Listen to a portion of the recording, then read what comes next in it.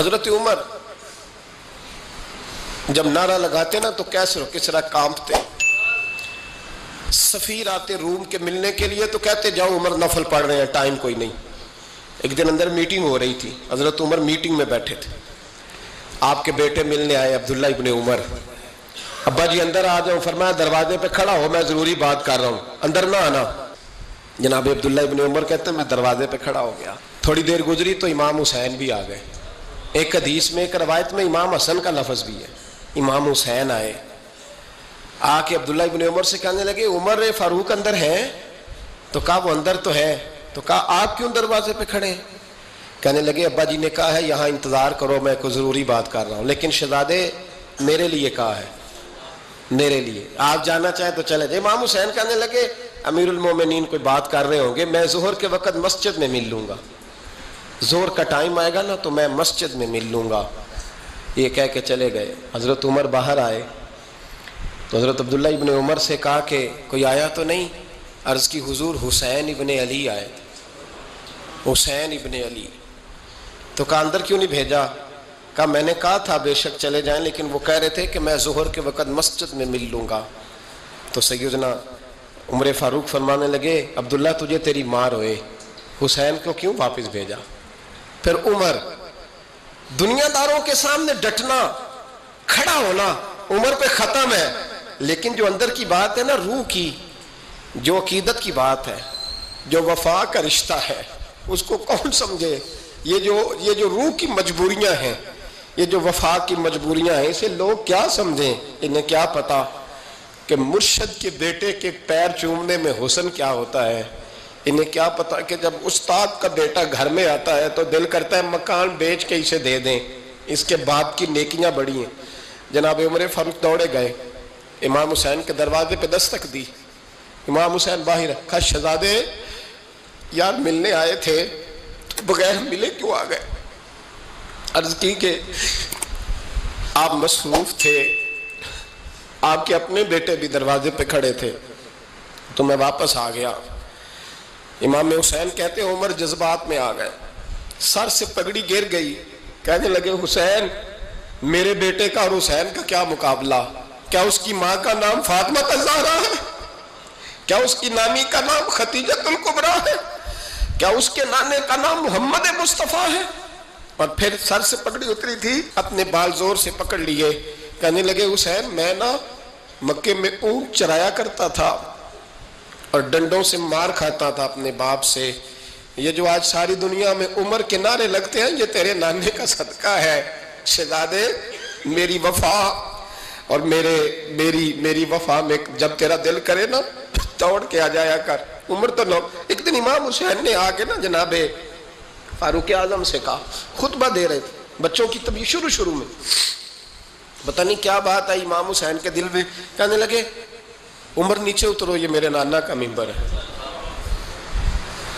تو حضرت سیدنا عمر سنو، کبھی میرا بھی بچہ آ جائے تو میں کہتا ہوں اس کو پکڑو یار، بچوں کو تو نہیں نا جمعوں میں مطلب ذکر کیا جاتا، اترنا میرے نانے کا ممبر ہے. جناب عمر اتر کے نیچے کھڑے ہو گئے. تو کہا جا کے اپنے نانے کے ممبر پہ بیٹھ. تو حضرت عمر رو پڑے. کہنے لگے شہزادے میرے نانے کا ممبر ہی کوئی نہیں ہے ہی نہیں. یہ ممبر یہ مصلی یہ تیرے نانے کی شان ہے، میرے نانے کا کوئی ممبر نہیں، تیرے ہی نانے کا ممبر ہے. تھوڑی دیر کھڑے رہے تو امام حسین کہنے لگے اچھا کوئی نہیں آپ کے نانے کا ممبر کا نہیں. کہا چلو پھر میرے نانے کے ممبر پہ بیٹھ جاؤ چلو خیر ہے. کوئی نہیں آپ کے نانے کا؟ کہا نہیں. تو کہا کوئی نہیں پھر میرے نانے کے. جب حضرت عمر بیٹھے تو بڑا شاندار جملہ کہا. فرمانے لگے میں ممبر پر مرضی سے نہیں بیٹھا تھا، مجھے ابو بکر نے بٹھایا تھا، اور پھر حسین کے کہنے پہ میں اترا ہوں، اب مجھے حسین نے بٹھایا ہے. اب کسی کی جرت ہے تو عمر کو اتار کے دکھائے. اب میں حسین کا تیری نسل پاک میں. یار کتنی بے شرمی کی بات ہے، لوگ امام حسین کو باغی کہیں. وہ حضرت امام اعظم ایک باغ میں بیٹھے تھے، شاگرد ساتھ تھے، تو کتابیں بکھری ہوئی تھی، کچھ لکھا جا رہا تھا، بکھری ہوئی تھی کتابیں. امام محمد بھی بیٹھے تھے، امام ابو یوسف، کئی اور شاگرد بیٹھے تھے. تو جب لکھتے ہیں نا یہ لوگ تو حوالوں کی تلاش ہوتی ہے، کتابیں بکھری ہیں، صفحے بکھرے. بچے گیند کے ساتھ کھیل رہے تھے. تو گیند اچانک باغ میں آئی تو ایک چھوٹا سا بچہ گیند لینے آیا تو امام اعظم اٹھ کے کھڑے ہو گئے. وہ بچہ گیند لے کے چلا گیا, کتابیں ساری پھر بکھر گئیں, جو گود میں رکھی ہوئی تھی وہ بھی نیچے گر گئیں, کچھ صفحے بھی گر گئے. تھوڑی دیر کے بعد وہ بچہ چلا گیا, امام صاحب بیٹھ گئے, پھر آیا, گیند گری آ کے باغ میں, تو وہ پھر بچہ لینے آیا, وہی بچہ. امام صاحب پھر کھڑے ہو گئے. وہ کئی بار آیا, جتنی بار آیا کھڑے ہو گئے. کئی لوگ صبر نہیں کر پاتے, جلد باز ہوتے ہیں آج کل کے شاگردوں کی طرح. تو ایک شاگرد بول پڑے, کہنے لگے حضور وہ تو بچہ ہے 100 دفعہ آئے گا. اب 100 دفعہ کھڑے ہوں گے. فرمایا تو 100 کی بات کرتا ہے, یہ 1000 دفعہ بھی آیا تو میں کھڑا ہوں گا. کہا حضور بچہ ہے آپ کیوں کھڑے ہو گئے؟ فرمانے لگے معمولی بچہ نہیں, میرے استاد کا پوتا ہے. تو جس نے مجھے اللہ رسول کا نام بتایا اس کا پوتا ہے تو میں کھڑا نہ ہوں. اگر استاد کے پوتے کا یہ ادب ہے تو بتاؤ محمد عربی کے نواسے کا کیا ادب ہے. رسول اللہ صلی اللہ علیہ وسلم. لوگ سمجھتے ہیں ہم قائل نہیں ہیں وہ والی شہادت بیان کرنے کے جس میں کہتے ہیں ہائے حسین تو سکینہ تو زینب. ہمارے بزرگوں نے ہمیں یہ سبق, ہمارے بزرگوں نے ہمیں بتایا کہ امام حسین کی شہادت اس طرح بیان کرو کہ نوجوانوں میں جذبہ جہاد پیدا ہو, عورتیں صبر کا پہاڑ بن جائے. اس طرح شہادت ہم وہ والی. لیکن ایک بات ضرور ذہن میں رکھیں, یہ جو لوگ کہتے ہیں نہیں بڑے مظلوم تھے پانی نہیں آ سکا, میرے سے حوالہ دیکھے جس نے دیکھنا ہے, میرے سے حوالہ دیکھے. میرے سے حضرت امام حسین میدان کربلا میں تھے تو تھوڑی سی جگہ کھود کے نا امام حسین نے تو خندق کھودی. خندق کھودنا عرب کا رواج تھا, مدینے میں بھی خندق کھودی گئی, اس کا نام ہی جنگ خندق. تو خندق کھود کے نا آگ جلائی جاتی تھی, یہ حفاظت کا ایک ذریعہ تھا تاکہ دشمن نہ آئے. تو امام حسین نے اپنے خیمے کے سامنے خندق کھود کے اس میں آگ جلائی تاکہ پردہ رہے, عورتوں کے پاس کوئی دشمن نہ آئے. تو ایک شخص سامنے کھڑا ہو کے کہنے لگا حسین تو نے دنیا میں ہی آگ جلا لی ہے. معاذ اللہ ثم معاذ اللہ. کہنے لگا آگے تو آگ ملے گی, یہاں جلا لی ہے. تو امام حسین کہنے لگے میں حکم دیتا ہوں آگ کو کہ تجھے ابھی پکڑ لے. لوگ کہتے ہیں مظلوم تھے, میں حکم دیتا ہوں آگ کو تجھے ابھی پکڑ لے. یہ لفظ امام حسین نے کہے. میں 3 کتابیں تو میری لائبریری میں ابھی ہیں جن میں حوالہ ہے, 3 کتب سے, اور آج کل پرسوں کی کتاب نہیں, سینکڑوں سال پرانی. جب کہا نا میں حکم دیتا ہوں تو وہ آدمی گھوڑے سے نیچے گرا, گھوڑے سے نیچے گرا, اور گھوڑے کی رکاب کے اندر اس کا پیر الجھا. گھوڑا ڈر کے اتنا دوڑا کہ جا کے اس آدمی کو آگ میں پھینک دیا. امام حسین کے سامنے جل کے مر گیا. یہ حسین ابن علی ہے. یہ ابھی حکم دیتے تو فرشتے ابھی آ جاتے, یہ ابھی بات کرتے تو ساری دنیا کی فوجیں ابھی اکٹھی ہو جاتی. یہ ابھی حکم دیتے تو ابھی آ جاتے. اور سنو, اگر جناب اسماعیل کے لیے دمبا آ سکتا ہے تو وہ تو حضرت ابراہیم کے بیٹے تھے, اور یہ تو مصطفیٰ کی اولاد ہے, ان کے لیے کیا کچھ نہیں ہو سکتا. لیکن امام حسین نے پسند کیا تھا کربلا کے جہاد کو, اس کو پسند کیا تھا مولا علی نے, وہ اپنی پسند پہ تھے. کوئی آدمی اس طرح نہ بیان کرے کہ بڑے مظلوم تھے تو بڑی مشکل میں تھے تو بڑا روتے تھے بڑے, اور کوئی شخص ایسی بات. یہاں تو تماشا لگ گیا ہے, تماشا لگ گیا ہے. ایک وہ ہے جو آج کل کہہ رہے ہیں بس جی وہ تو 2 شہزادوں کی جنگ تھی, انہیں بھی شرم نہیں آتی, اور ایک ممبروں پہ چڑھے ہوئے ہیں, چہرے پہ داڑھی کوئی نہیں, سر پہ ٹوپی کوئی نہیں, بازاری سا انداز ہے, کبھی دوڑ کے ادھر جاتے ہیں, کبھی بھاگتے ہیں, کبھی کہتے ہیں اونچا بولنا, پیروں پہ کھڑا ہونا. یہ لوگ بیان کریں گے امام حسین کی بات, یہ لوگ بیان کریں گے. بیبیوں کے مصائب پڑھ رہا ہوں, وہ اور بیبیاں ہوتی ہیں جو ہائے ہائے کرتی ہیں, واہ بیلا کرتی ہیں. یہ میرے نبی کا خاندان ہے, یہ میرے نبی کا خاندان ہے, نبی کا خاندان. میں حوالہ دکھاؤں گا, مجھ سے سنو حوالہ. حضرت سیدہ زینب نے سارے جنازے دیکھے, بھتیجوں کو, بھانجوں کو, سب کو شہید ہوتے دیکھا. عورتیں ڈرتی میت کو ہاتھ نہیں لگاتی, چیختی ہیں بیبیاں. لیکن حضرت جناب زینب نے پتہ کیا دیکھا تھا, وہ سننا ذرا. امام حسین کی لاش مبارک کربلا میں پڑی تھی, اور امام حسین کا سر کاٹ کے نیزے پہ چڑھایا گیا تھا, اور وہ بیبیوں کے سامنے خالی سر چل رہا تھا, اور سینکڑوں میل کا سفر کر کے دمشق کے بازاروں سے گزرتا وہ سر گیا. آج میں سر کی بات نہیں کرتا, سر کی.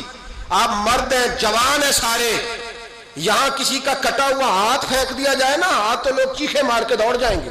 بلکہ ہاتھ تو دور رہا, کسی کی انگلی کاٹ کے یہاں پھینکی جائے تو لوگ چیخے مار کے مرد دوڑ جائیں گے.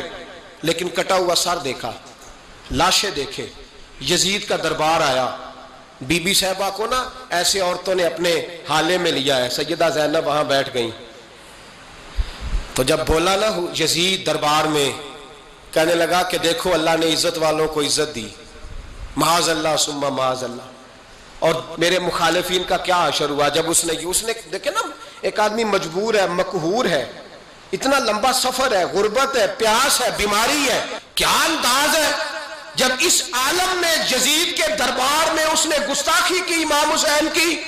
یہاں لوگ کہتے ہیں کسی کو کچھ نہ کہو، کیوں نہ کچھ کہیں، جو سیدنا امام حسین کے بارے میں بات کرے گا زبانیں کھینچیں گے اس کی، جو صحابہ کے بارے میں بات کرے گا ہم کرنے دیتے ہیں؟ یہ کیا بات ہوئی؟ گستاخی کرنا، بے ادبی کرنا، یہ کون سا دین ہے؟ یہ تو تم بے دینی پھیلا رہے ہو۔ سنو، جب اس نے بے ادبی کی تو سیدہ زینب چپ نہیں رہی، بلکہ حضرت زینب بولی اور کھڑی ہوئی، اور آپ نے تلاوت کی قرآن مجید کی اور آیتیں پڑھی، کہنے لگی وَتُعِزُّ مَن تَشَاءُ وَتُذِلُّ مَن تَشَاءُ بِیَدِکَ الْخَیْرُ، اور آپ فرمانے لگی یزید تو کہتا ہے تیرے مخالفین پسپا ہو گئے، تجھے عزت ملی؟ آپ فرمانے لگے یہ تیرا دربار ہے نا، یہ تیرا سجا ہوا ہے نا، تیرا اس وقت ڈنڈا چلتا ہے نا۔ فرمانے لگی چند سال ٹھہر جا، تیرے اوپر لوگ لعنتیں برسائیں گے، اور فرمایا جب جمعے پڑھے جائیں گے تو لوگ میرے حسین کے نام کے خطبے پڑھیں گے۔ فرمایا آج یہ تیرا دربار ہے نا۔ حضرت نعمان بن بشیر صحابی رسول تھے، وہ کہتے ہیں میرے قریب ایک نابینا صحابی بیٹھا تھا، سنو سنو حوالہ میں دکھاؤں گا۔ کہنے لگے میرے قریب اس وقت یزید کے دربار میں ایک نابینا صحابی بیٹھے تھے، جب بی بی زینب نے یہ بات کی نا تو وہ نابینا صحابی میرا ہاتھ پکڑ کے کہنے لگے نعمان علی آ گئے ہیں، یہ تو علی کی آواز ہے، علی آ گئے۔ جبریل امی بول رہے ہوں جیسے، حکمت کے گوہر رول رہے ہوں جیسے، دربار دمشق میں وہ زینب کا خطاب منبر پہ علی بول رہے ہوں جیسے۔ کہنے لگے علی آ گئے، علی، یہ تو علی کی آواز ہے۔ جناب نعمان بن بشیر کہنے لگے نہیں، علی جب بولتے تھے تو بڑا رنگ ہوتا تھا، ابھی تو زینب کھل کے بول ہی نہیں رہی، ابھی تو زینب ستائی ہوئی ہے، ابھی تو زینب زخم کھا کے آئی ہے، ابھی تو زینب پیاسی ہے۔ کاش زینب تر و تازہ ہوتی اور زینب خطبہ پڑھتی تو علی کی طرح گرجدار آواز نکلتی، یزید کے محل کانپتے، جبریل امی بول رہے ہوں جیسے، حکمت کے گوہر رول رہے ہوں جیسے، دربار دمشق میں بی بی زینب کا خطاب منبر پہ علی بول رہے ہوں جیسے۔ وہ مسکینوں کی طرح منتیں نہیں کر رہے تھے، ہائے پانی ان کا مزاج ہی نہیں تھا، بلکہ وہ دلیر لوگ تھے، دلیر، اور بر موقع بر محل بولتے تھے۔ یزید آیا دربار میں، جب یہ سارا قافلہ وہاں پہنچا تو یزید دربار میں آیا، اور جب وہ دربار میں آیا تو بادشاہوں کا طریقہ ہے، گاڑیاں، اب ہمارے بادشاہوں نے روٹر والی گاڑیاں رکھی ہوئی ہیں، وہ یوں چلتی ہیں، شور ہوتا ہے پیچھے۔ اس زمانے میں کہا جاتا تھا با دبا ملاحظہ ہوشیار، پیچھے ہٹ جاؤ، نعرے لگنے لگے۔ تو یزید کا ایک ناخلف بیٹا امام زین العابدین سے کہنے لگا تیرا باپ کہاں ہے؟ دیکھ یہ میرے باپ دادا کے نعرے، دیکھ میرے باپ کے نعرے، تیرے کدھر ہے؟ ابھی یہ بات شروع اس نے کی تھی کہ دمشق کی جامع مسجد میں زور کی اذان ہو گئی، اور جب مؤذن نے کہا نا اشہد ان محمد رسول اللہ، تو امام زین العابدین اس کا ہاتھ پکڑ کے کہنے لگے یہ میرے نانا کے نعرے لگ رہے ہیں، اگر تیرا ہے تو بتا، یہ میرے نانا کے نعرے ہیں۔ اور فرمایا تیرے باپ کے 2-2.5 سال لگیں گے، میرے نانے کے قیامت کے بعد بھی لگیں گے، میرے نانے کے نعرے قیامت کے یہ لگتے رہیں گے، لگ رہے ہیں اور لگتے تھے اور لگتے رہیں گے۔ میرے بھائی یاد رکھو، دلیری، ہمت، پہلی بات ان سے پیار کرنا ہے، دوسرا ان کی ہمت، ان کا مقام دلیری کرنا ہے، ان کا کام ہمت کرنا ہے، ان کا کام ڈٹ جانا ہے، کمزوری دکھانا اہل بیت کا طریقہ ہوتی ہے۔ حضرت عباس کے بازوؤں میں درد ہوتی، جناب زینب پھر پریشان ہوتی ہیں کہ ہم تو اس بے حیائی کے خلاف لڑے اور امت ابھی یہ گند کر رہی ہے۔ جو چوکوں میں کھڑا ہوتا ہے نا عورتوں کو تاڑتا ہے، وہ یزید کے طریقے پہ عمل کرتا ہے۔ یہ دلائل ہے، آپ سوچ لیں، اندازہ کر لیں کہ ہم نے کس جماعت میں کھڑے ہونا ہے۔ اس لیے گند سارا نکالیں۔ امام حسین کا ایک پیغام آج اپنانا بڑا ضروری ہے۔ امام حسین نے سر سجدے میں کٹایا، اور قرآن کی تلاوت نیزے کی نوک پہ بھی جاری رہی ہے. اس لیے آج کم از کم 10 نفل امام حسین کی سنت سمجھ کے ضرور پڑھیں گے انشاءاللہ. جنہوں نے روزہ رکھا ہے بڑا اچھا کیا ہے. چلو جو نہیں رکھ سکے پھر بھی نفلی ہے، کوئی فرض نہیں. کم از کم 3 دفعہ سورت یاسین کی تلاوت آج ضروری ہے امام حسین کے لیے. کریں گے انشاءاللہ تعالی. اگر وہ نیزے کی نوک پہ پڑھ سکتے ہیں تو آپ ان کی خاطر بھی تو پڑھ ہی سکتے ہیں نا. تو بہت ضروری کام آج نفل پڑھنا ہے، اور بہت ضروری کام آج قرآن پاک کی تلاوت کرنا. کریں گے انشاءاللہ تعالی.